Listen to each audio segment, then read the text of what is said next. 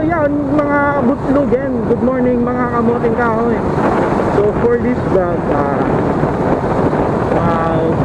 vlog tayo kahit pa paano, kahit naka-enhance community quarantine tayo. Kasi wala naman tayong ginagawa, dito lang tayo sa bukid, ganyan. So ang topic natin for this day, paano natin malilesen yung vibration sa ating mga motor.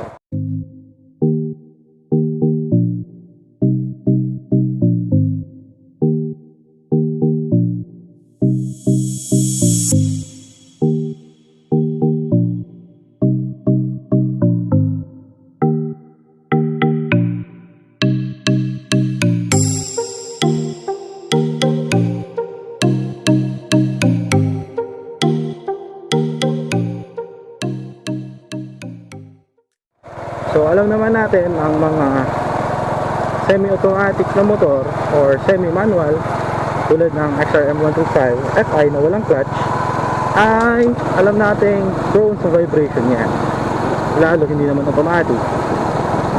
So yan, bibigyan ko kayo ng mga tips para mabawasan yung vibrations sa ating motor. So first is make sure na lahat ng bolts, lahat ng mga tornilyo is masikip. Then walang nawawalang tornilyo. And pag may nawala, palitan nyo agad. That will lessen the vibration. And second thing is, pagpalit ka ng sprocket, huwag yung pang-arangkadang sprocket. Ang gawin mo, kumuha ka ng sprocket na sabi nilang pang top speed na sprocket, yung pang highway ba, kasi pag mas mataas na drive ratio yung mga pang arangkada, mas malakas yung vibration yan. So dapat yung sakto lang. Then third, yung kadena mo. So always maintain mo yung sabi nilang drive, yung plane ng kadena maluwag, hindi ganun kasikip, kasi pag maluwag yan, sigurado hindi mag-vibrate. Pag masikip ang yung kadena, sigurado malakas yung vibration niya. So dapat may play yung kadena, kasi pag ikaw yung sakay, mabigat ka, mawawala yung play niya. Then pag may sumakit pa na backride mo, mawawala na naman yung play niya. So dapat talaga maglagay ka ng allowance dun sa kadena para may play talaga. So another thing is yung lifter.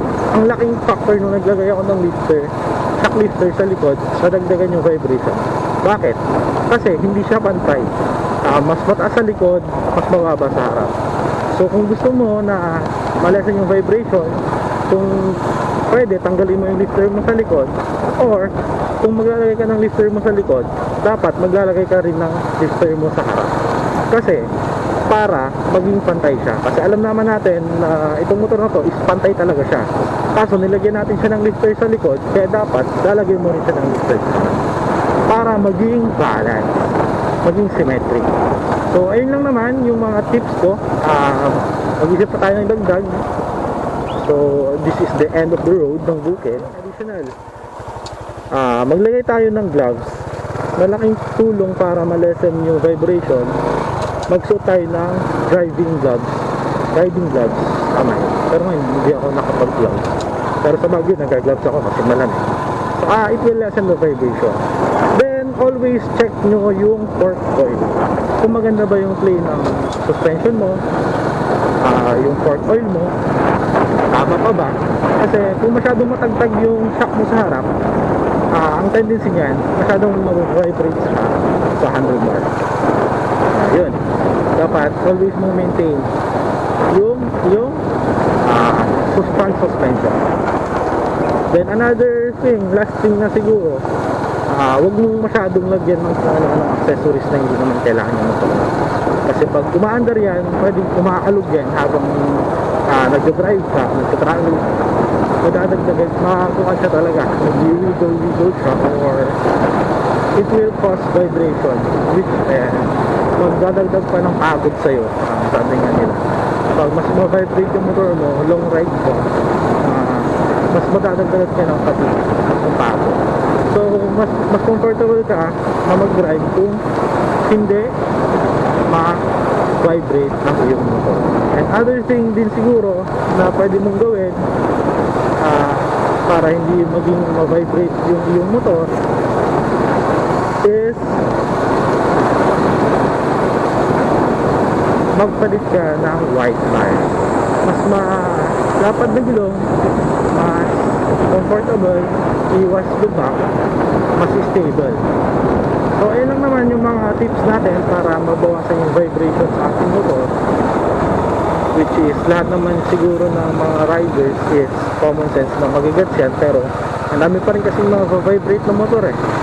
And always yan, maintain, change oil, tapos lagyan ng langis yung ating kadena para hindi maalog, hindi ma-vibrate, para maganda yung play niya. And always nyo ding linisin yung kadena, always nyo buksan niya para makita nyo kung may mga dumi ba, may naisiksik na damo o anong dumi.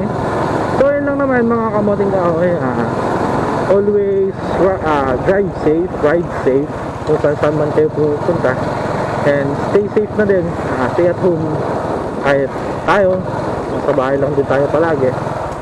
So yun lang masasabi ko mga kamoting kahoy, to lessen the vibration ng ating motor, kasi mas lessen yung vibration, mas maganda yung driving comfort natin and less yung pagod natin. So yun lang masasabi ko mga kamoting kahoy for this vlog. Maraming salamat sa panonood.